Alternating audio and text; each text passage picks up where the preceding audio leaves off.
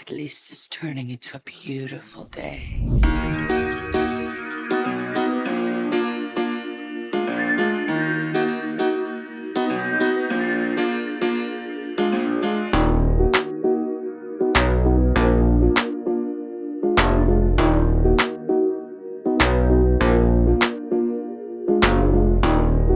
Catherine Zeta-Jones is a British actress who has built a brilliant career in Hollywood and starred in almost 50 films. She has an Oscar and Golden Globe nomination to her credit. She was also awarded the Order of the British Empire for her work in cinema from the hands of Charles himself.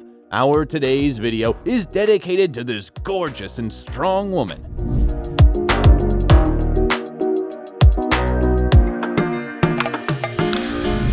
How Catherine Zeta-Jones lives and how much she earns. Catherine Zeta-Jones was born in Wales on September 25, 1969. The prefix Zeta is not part of her surname. It was originally her second name, given in honor of her maternal grandmother. According to family legend, the mother of that grandmother arrived in the UK from Ireland on a ship called Zeta and named her daughter after it. When the girl started her acting career, she decided to include her middle name in her stage name in order to stand out from other Catherine Jones. Her father, David James Jones, a Welsh descendant, worked in a bakery as a baker and a cashier to feed his large family. Aside from little Catherine, they had two sons. The family was poor. They lived in a low-income neighborhood in the coastal Welsh town of Swansea. Mother Patricia was a seamstress who helped them make ends meet. This lasted until the 80s when the family suddenly became wealthy. The parents bought a lottery ticket, which brought them £100,000, which allowed them to not only buy their own pastry shop and a decent house in a good area of Swansea, but also to pay for a dance studio for their daughter, which she dreamed of. It should be noted that no one in the family except Catherine was interested in art. At a very young age, she was on the brink of death because of illness. That's why she was raised like a princess, surrounded by attention. By the way, the little scar on her neck was left as a result of the tracheal surgery that saved her life. However, the girl didn't grow up spoiled, striking others with her discipline.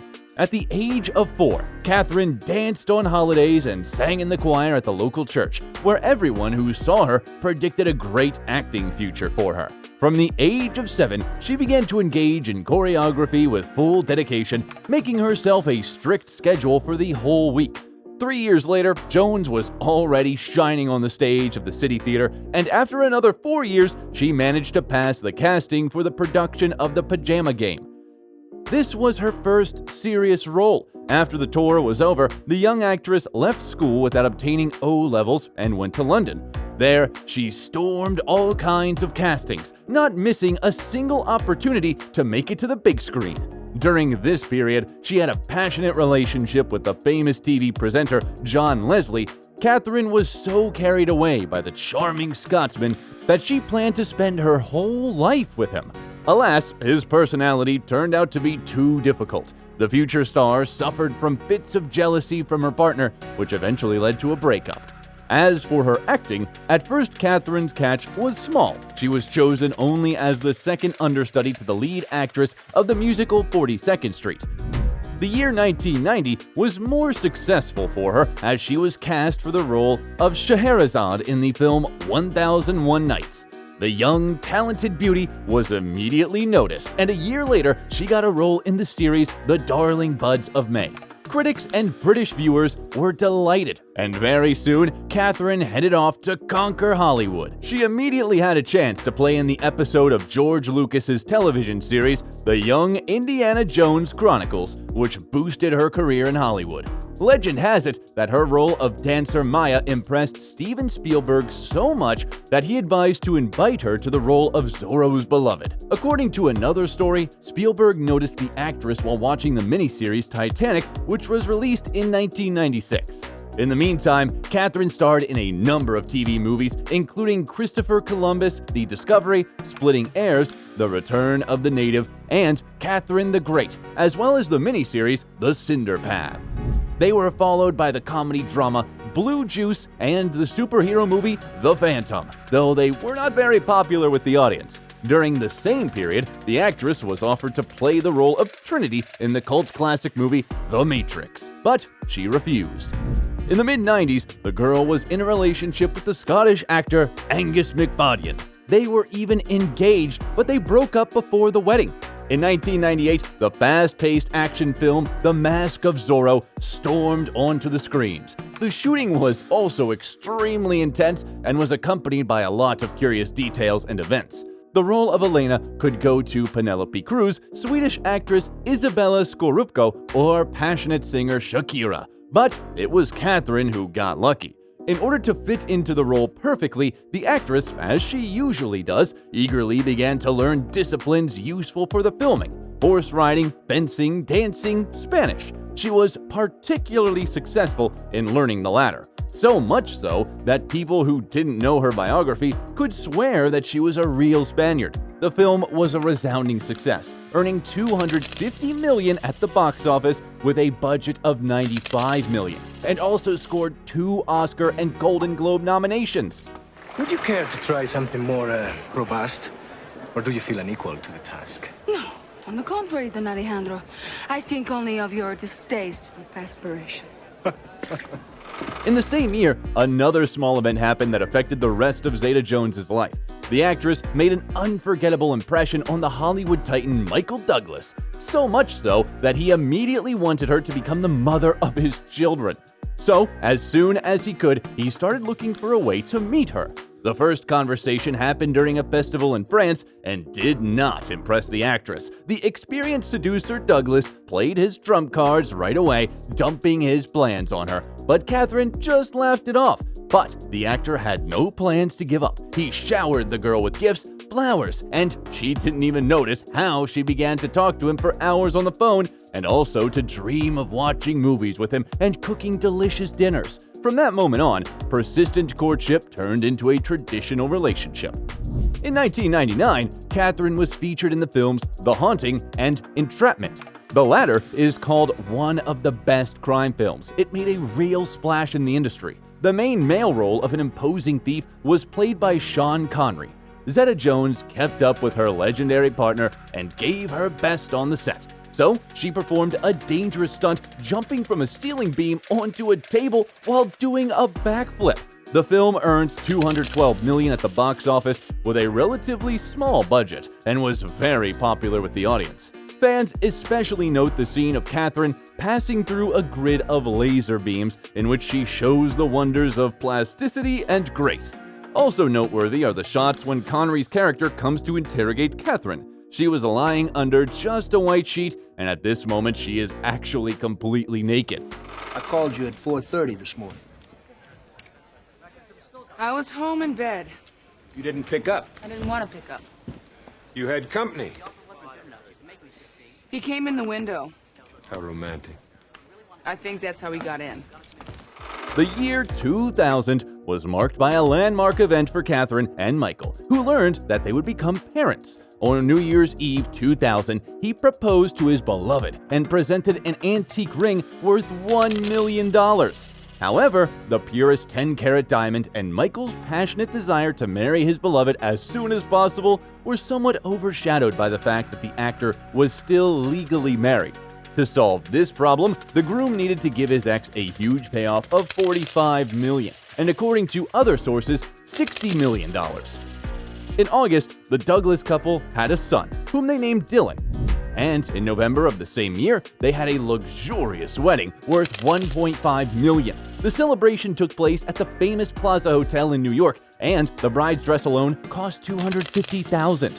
The star's guests, including Tom Hanks, Brad Pitt, Sharon Stone, Steven Spielberg, Jennifer Aniston, had fun and congratulated the newlyweds. Since Catherine and Michael understood the absurdity of trying to hide from the press on such a day, they pulled a trick and sold the rights to cover the event to the British magazine OK. The journalists were very interested in the couple, largely because of the large age difference. A fun fact is that the couple were born on the same day with a difference of 25 years. Few people believe that something could come out of this relationship, but as life has shown, the marriage of two stars turned out to be extremely strong, although they had to go through a lot. Catherine herself calls the secrets of a successful marriage a sense of humor and respect, although apparently the marriage contract, which the actress insisted on before answering the cherished yes, played a significant role. According to its terms, in case of infidelity, Michael is obliged to pay his wife a decent amount for each year of living together. The exact figure is unknown, but the range is between $1 million and $3 million. In 2000, the musical drama High Fidelity and the thriller Traffic were released, in which the actress starred while pregnant with her son. For this work, Catherine received a fee of $3 million and a Golden Globe nomination. I'm European. I say that to my doctor. I'm European. I'm allowed to drink red wine. Oh, my doctor said it was fine when I was pregnant. A glass a week, After a couple my a week. amnio, after my amnio, he said, "Okay, now you can go and have a glass of red wine." You're like, I had it. two.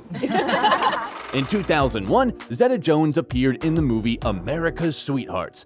By that time, Catherine's revenue was growing rapidly and amounted to $5 million. But the real triumph for Catherine was the adaptation of the Broadway musical Chicago. It should be noted that the plot of the drama is based on real events that took place in the US in the early 20th century. The first attempt at a film adaptation was made by Miramax back in 1994, and before that, the rights of the production were bought by director Bob Fosse. According to his idea, the main roles were to be played by Liza Minnelli, Goldie Hawn, and Frank Sinatra, but due to the death of Fosse, the project was abandoned. The director of the 2002 film, Rob Marshall, considered Charlize Theron, Madonna, Angelina Jolie, and Britney Spears for the leading female roles. And that's not the whole list. When it came to Zeta-Jones, she was immediately offered the role of Roxy Hart, but the actress wanted to play Velma Kelly. She liked the song All That Jazz so much that she was happy to sacrifice both the main role and her gorgeous curls, which she cut to a neat bob with perfectly straight bangs. She did it on purpose so that the long hair falling over her face would not allow the audience to doubt that she performs all the dance routines in the film on her own. Then, by the way, the actress said that working in a musical was almost as painful and exciting at the same time as having a baby. No. I danced in the chorus. Oh. Well, that was before I met my husband Amos. Look, honey, you want some advice? Here it is, direct from me to you. Keep your paws off my underwear, okay?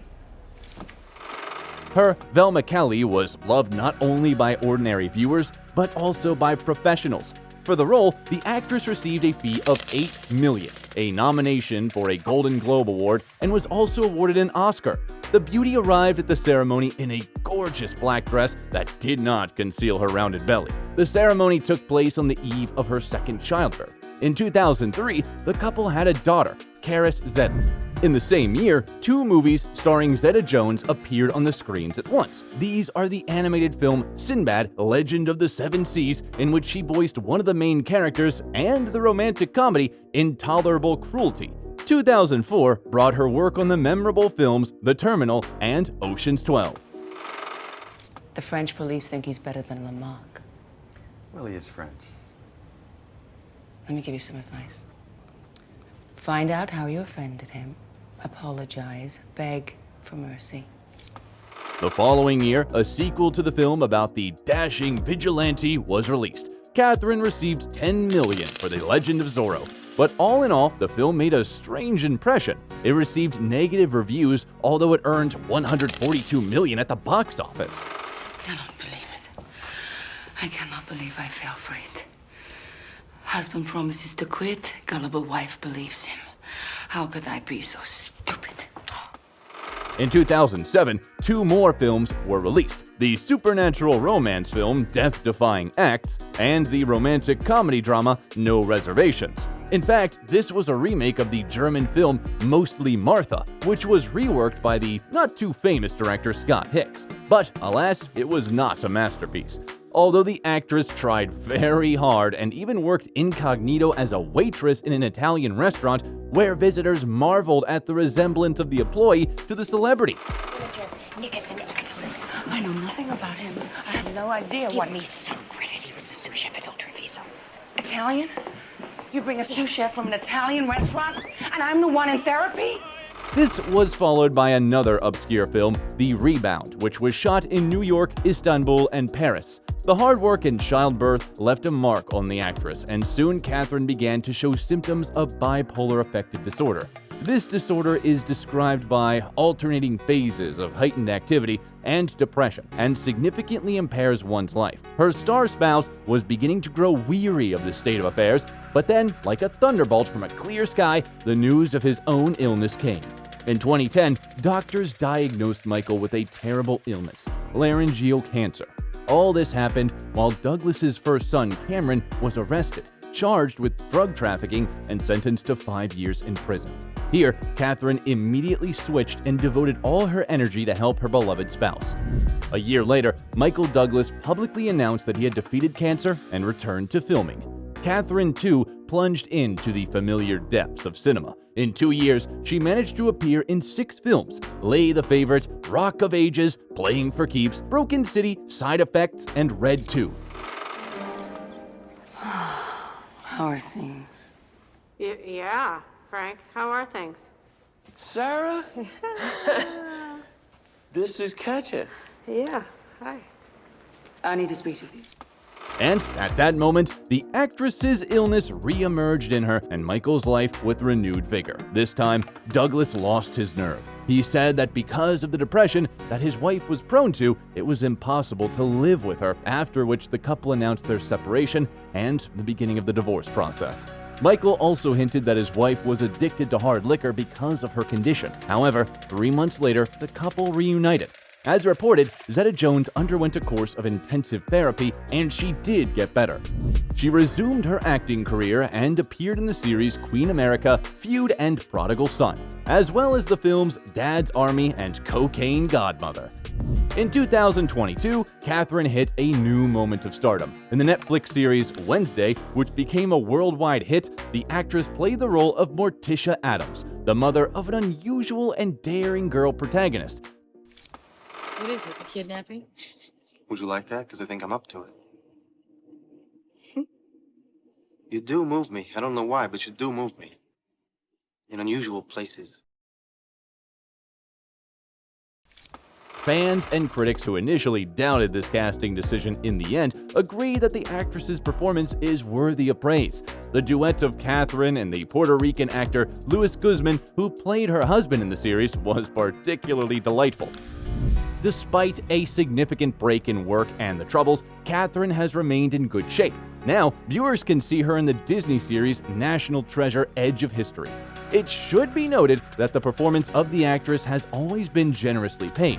Now, Catherine Zeta-Jones, once a poor girl from the outskirts of Swansea, is a very rich lady. Her fortune is estimated at $150 million, and it's not just income from filming. It is reported that 1 second of the actress's advertising time costs about 4,000 euros. Over the years, she starred in advertisements for Elizabeth Arden Cosmetics, the Visa payment system, and Alfa Romeo cars. A 2-year contract with the mobile operator T-Mobile brought the actress $20 million, and in 2019, she was seen in a Fendi commercial where she starred with her daughter.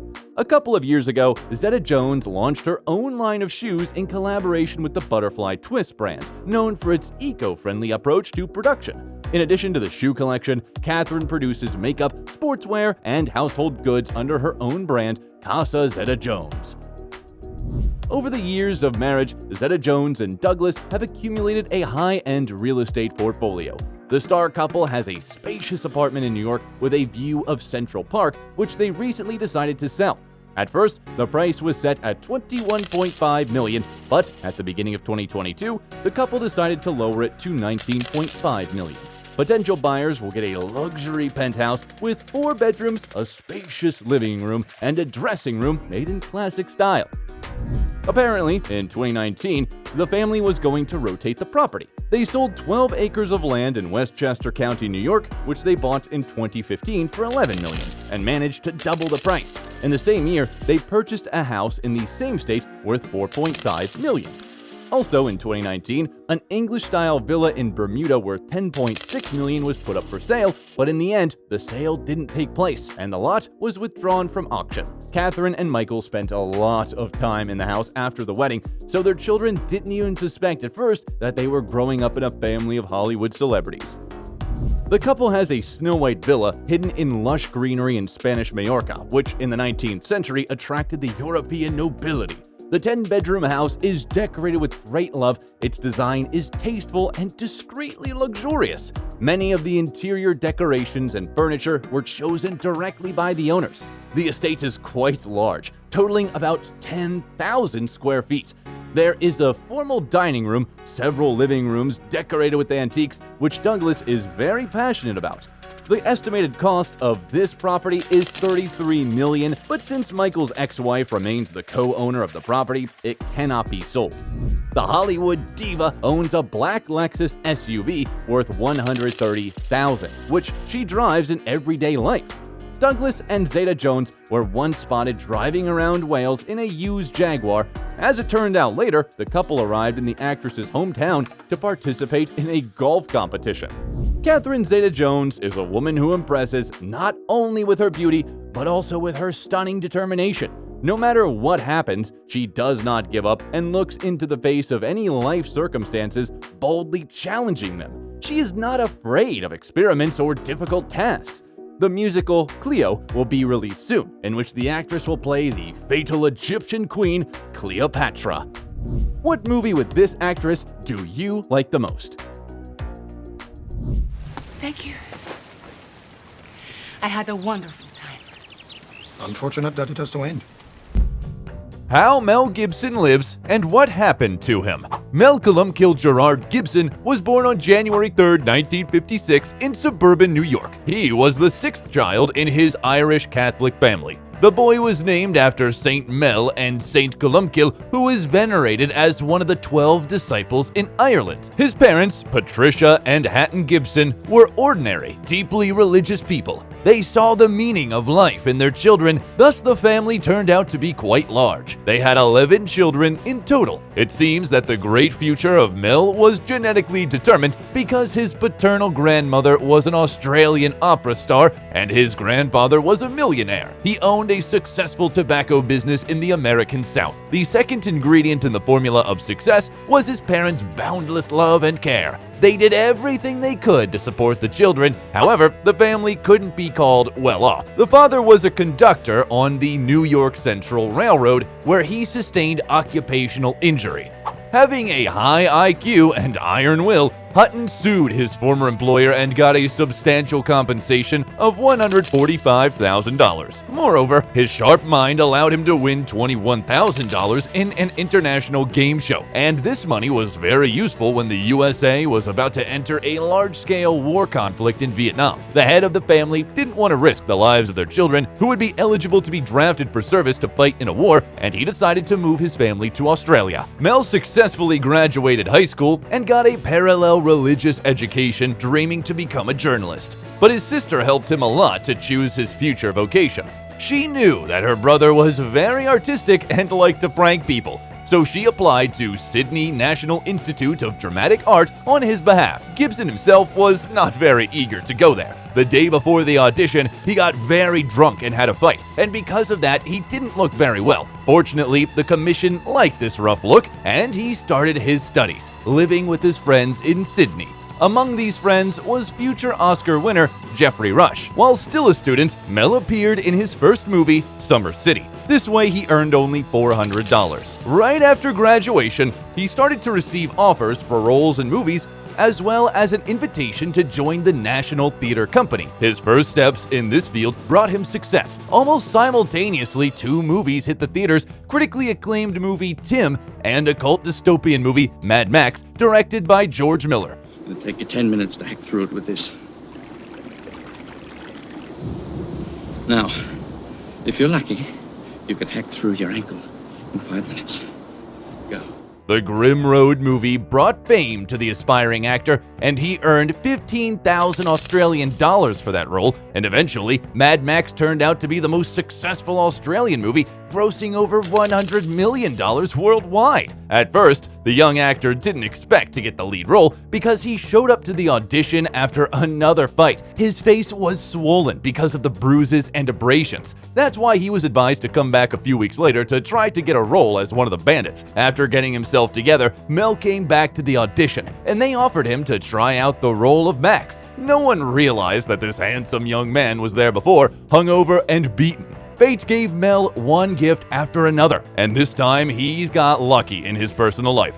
He met a charming dentist's assistant, Robin Moore. The couple met in Adelaide. The actor came there touring with the theater, but there's also an alternative version, according to which they met with the help of a dating agency. Perhaps he had to use the services of the professional matchmakers because as a young man, Gibson suffered from an inferiority complex. He had a lot of fleeting relationships, he fought a lot, he drank a lot, and he got in all kinds of trouble. After another fight, Mel was on the verge of death, and that was the reason for him to turn his life around. In 1980, Mel and Robin got married. The marriage was very solid. It lasted for almost 30 years. They had 7 children, 5 sons, and 2 daughters. Getting a reliable refuge in his wife, Gibson proceeded to conquer the screens. In 1981, he starred in Miller's Mad Max 2: The Road Warrior.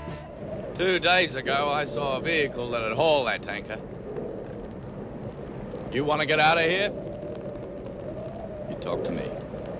The movie was received well by the audience and praised by the critics. It was mentioned as one of the best movies of that year. Mel earned $120,000 for the shooting. At the same time, he appeared in several successful movies. A war drama Gallipoli about the hardships of the First World War, for which Gibson earned 35,000 Australian dollars, and Attack Force Z, an action film about the Second World War, which brought the actor 1,000 Australian dollars. And a romantic drama film called The Year of Living Dangerously, in which he starred with Sigourney Weaver. In the next couple of years, Gibson rocked Hollywood like a hurricane. He starred in one top-notch film after another. In 1984, an adventure drama, The Bounty, came out. Then the actor starred in the drama film called The River, which he got nominated for several Oscars, and a drama film called Mrs. Soffel. The popularity of the actor brought him a $1 million contract with a Japanese brewery called Asahi. According to the contract, the actor was obligated to regularly appear in public with a beer can.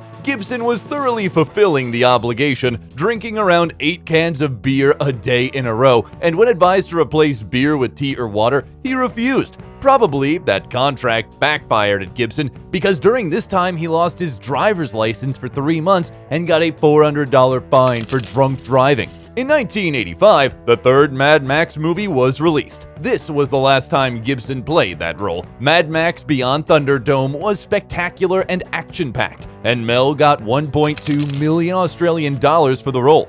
1 hour. If you find him, what then? I'll ask him to return what's mine. Oh, and of course he'll be desperate to clear his conscience. He will be. You that good? Mm-hmm. He finally established his presence on the Hollywood Olympus by playing the lead role in the cult classic action movie Lethal Weapon in 1987. $100,000! $100,000! Did you hear what he said? 100,000? I'm sorry, I can't afford that, not on my salary. The movie brought its creators a bunch of awards, including an Academy Award nomination for Best Sound Mixing. Martin Riggs, masterfully created by Mel, is one of the best cinema characters according to Empire magazine. They filmed an alternative beginning depicting the main character as a less likable person, as well as the ending. They were included in the DVD release. The success of the first film prompted the producers to make a sequel, and between the 2 parts of the franchise, Gibson starred in a crime film, Tequila Sunrise. After the end of the filming of Lethal Weapon 2 in 1989, it became clear that it's not commercially reasonable to kill this character, and the original script was rewritten to allow another sequel to be made. There are 4 movies in the franchise in total. And Riggs, one more thing. What? You know what that says? Yeah, same thing as that, but I don't give a... Mel had to refuse the role of Batman to be able to star in the sequel. However, the magnificent performance in the first film gave Gibson the opportunity to fulfill the dream of any actor to play Hamlet in the film adaptation of Shakespeare's tragedy. The scene of Riggs' suicide attempt left director Franco Zeffirelli speechless, and he wanted only Mel to play the lead role. None of the major film companies wanted to fund the adaptation, so Gibson had to create his own company to begin the filming. This is how Icon Production was created. It introduced more than 20 movies. As a logo, Mel Gibson used a fragment of the Virgin of Vladimir icon. This made Mel Gibson very busy in the 90s. He starred in Bird on a Wire, Forever Young, and the action movie Air America. He got paid $7 million for the latter. In 1992, the fans saw the next movie about Martin Riggs. The third Lethal Weapon was a massive box office success and made Gibson richer by $10 million. Then, the American Western comedy Maverick thundered at the box offices, and Mel received even more money for it, $15 million. I might have said a gutless cheat, but never a coward. Cheat! Never call a man a coward. I was teasing. Teasing! Oh. I don't like being teased. Besides, the ambitious Australian man tried his hand at directing. He filmed his first movie and played the lead role in it, The Man Without a Face. Despite the hopes, was not successful, which can't be said about Gibson's next movie. The epic historical war drama about Scotland's struggle for freedom, Braveheart, blew up the screen. You tell your king that William Wallace will not be ruled, and nor will any Scot while I live. The proof of the appreciation were 10 Oscar nominations. The movie won 5 of them, including one to Mel Gibson himself for Best Director. He also won a Golden Globe for Best Director. The story of the film creation is full of fun facts. For example, Mel's character is only 20 years old according to the script, and the actor himself was 38 at the time of the filming. Initially, the movie was supposed to be much more gruesome, but they cut out controversial scenes from the film to lower the age rating. The animal rights activists had some issues with the movie because they didn't believe that no horses was harmed during the filming. Gibson managed to get out of the scandal. He proved that some horses were mechanical. In 2000, in a special auction, the sword that was used by Gibson during the filming was sold for $170,000. In 1995, Mel tried his hand at animation. He took part in voice acting in 2 projects, Casper and Pocahontas. Right after that, Gibson starred in 2 thriller movies for which he got $20 million, Ransom and Conspiracy Theory. In 1998, Lethal Weapon 4 was released. Mel broke his personal record again and got $25 million for the role. Moreover, he signed a profitable advertising contract with a Japanese company, Subaru, and appears in the commercial driving a right-hand drive Legacy sedan through Stockholm and New York. By the way, Mel himself chose another Japanese car. He's driving a modest sedan Toyota Cressida. At the turn of the century, the fans saw Mel in another action movie called Payback and in The $1 Million Hotel. He also voiced a character in Chicken Run. The historical drama, The Patriot, was praised by the audience, for which Gibson got $25 million. I understood you to be patriot. If you mean by patriot, am I angry about taxation without representation? Well, yes, I am. It's peculiar that Mel asked to make several changes to the script. They added another child to the 6 children the character had because at that moment, Mel himself had 7 children. The movie, What Women Want, holds a special place in Mel's career. You ever consider dating a woman who wears real underwear? You know, the kind that covers the entire bottom the way it's supposed to. No, but if I ever do, should I give you a call?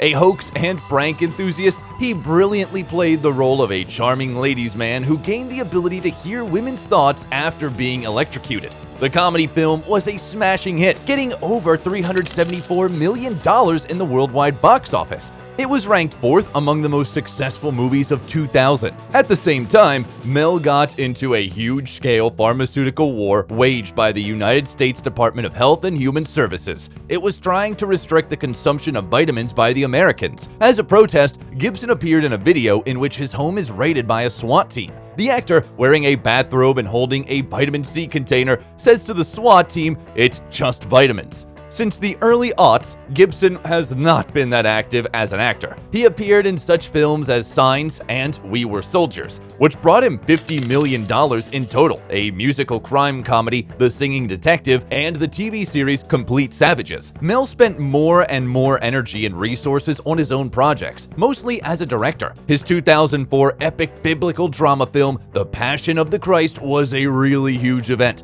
The movie shocked the public, depicting the last 12 hours of the life of Jesus Christ. The dialogues in this movie were written in reconstructed Aramaic, ancient Hebrew and Latin. Gibson, after the release of the movie, proclaimed that the Holy Spirit was the real creator of the film and he was just a vehicle. He even donated $100 million to the Catholic Church. The filming process was very difficult. The lead actor was constantly injured, including a lightning strike. To make it more authentic, they decided to avoid using CGI. The job was done exclusively by makeup artists who spent 10 hours on it. Moreover, the actor who played Jesus received real lashes and carried a real wooden cross weighing 154 pounds. Thanks to this selfless and rigorous approach, the movie turned out to be grand. The whole society was shocked, including Pope John Paul II, who praised the movie, and Gibson's daughter Hannah was so impressed that she even expressed a desire to take the veil and become a nun. The phenomenal box office receipts of the movie was no surprise. It earned $609 million worldwide. Because of that, it is still in the top 10 of the highest grossing R-rated movies. After the filming, Mel decided to buy the lush green Mago Island in Fiji archipelago measuring 8 square miles for $15 million. He said he plans on preserving the island's original condition for recreation, and he remains true to his words. The satellite images show only dirt airstrip, Mel Gibson's mansion in the northern part of the island, and houses of locals who are paid by the actor.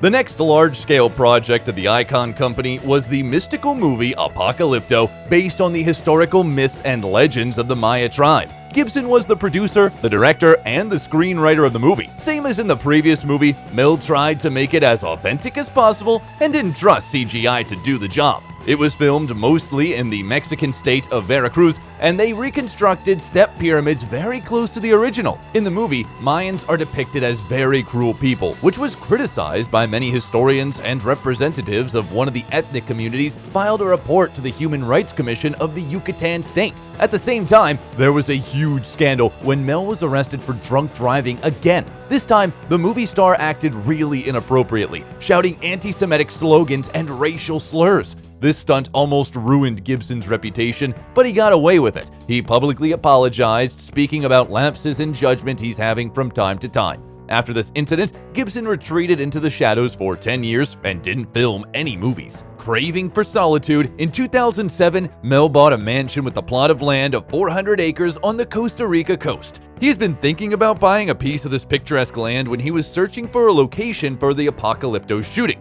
He bought it for $26 million. This ranch consists of a villa surrounded by tropical forest and a cute backyard. The home features several classic colonial-style bedrooms, wood-dominated dining rooms, and an on-site pool. Later, Mel tried to sell the house for $35 million.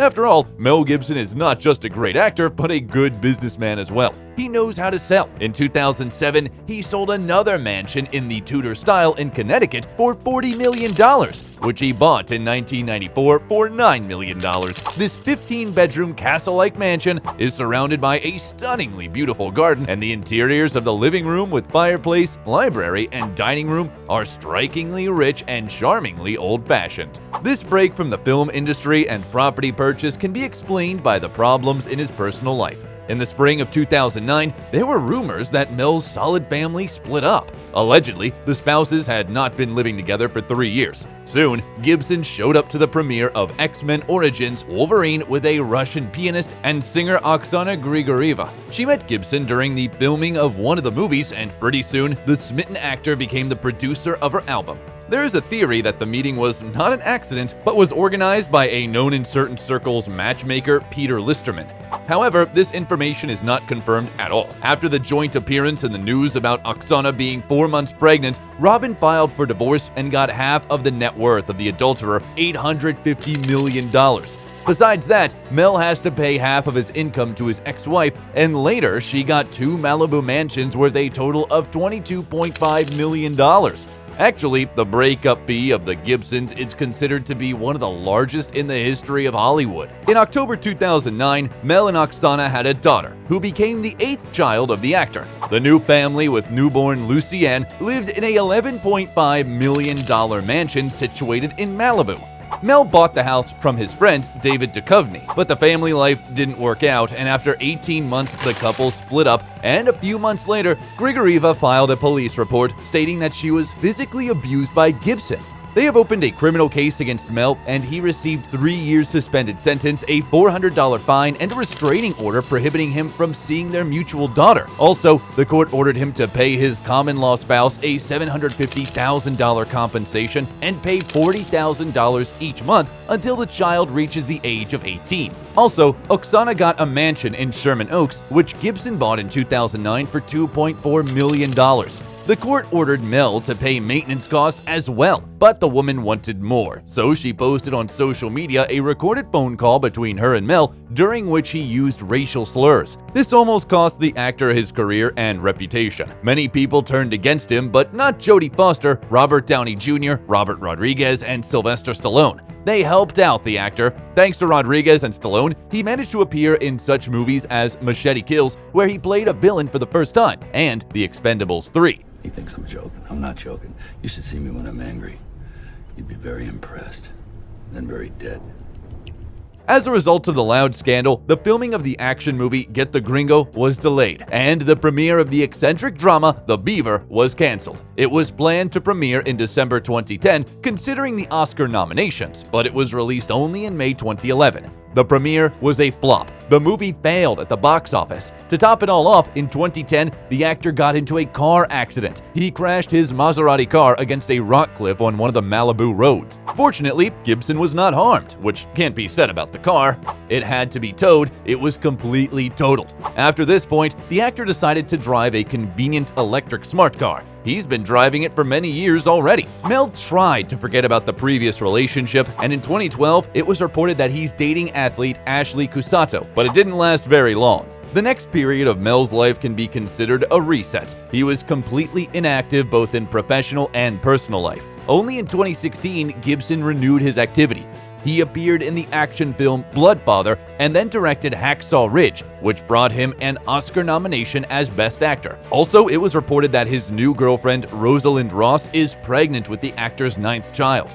On January 20, 2017, the couple had a baby. They named him Lars Gerard. Thus, Mel has the second place in the top of actors with the largest number of kids. Only Charlie Chaplin had more kids than Mel. He had 11. But something tells us that Gibson may beat this record. In the last couple of years, Gibson appeared as an actor in such movies as Dragged Across Concrete, Boss Level, Force of Nature, Dangerous, and Daddy's Home 2.